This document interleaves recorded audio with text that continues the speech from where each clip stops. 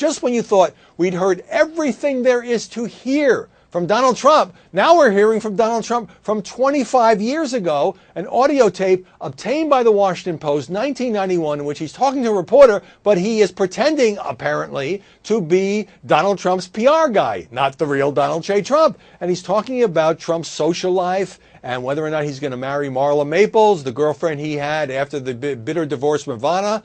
And this is what he says on the tape.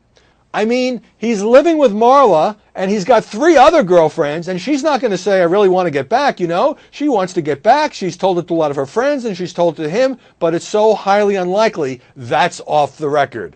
Well, I guess it's not off the record anymore, and of course he did ultimately marry Marla Maples. So the question is twofold. One is this big news? I don't think it's a huge story. I don't think it, raises fundamental questions about Trump's credibility, but it's just so weird that obviously it's newsworthy, and that's one of the reasons I guess I've been seeing this on cable television for days. The other question is it really Donald Trump? Now, the Washington Post says, and I have read before, that Trump in the past has admitted that in the early 90s, he sometimes used an assumed name to talk to reporters, talk about what was really going on with Trump, the client, and that he had acknowledged this, and sometimes it was either cast as being for fun or maybe a little bit deceptive, but nobody took it all that seriously. But now we have the audio, and I'll tell you, I've talked to Donald Trump many times. That sounds like his voice. That I can tell you, as he likes to say. But Trump went on the Today Show and said,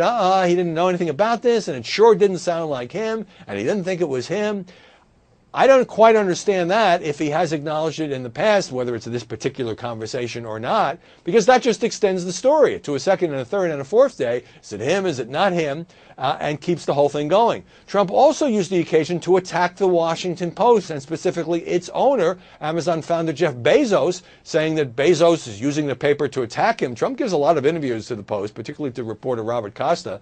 And there have been stories he hasn't liked, sure, but is there any news organization on the planet that hasn't incurred the Donald's wrath?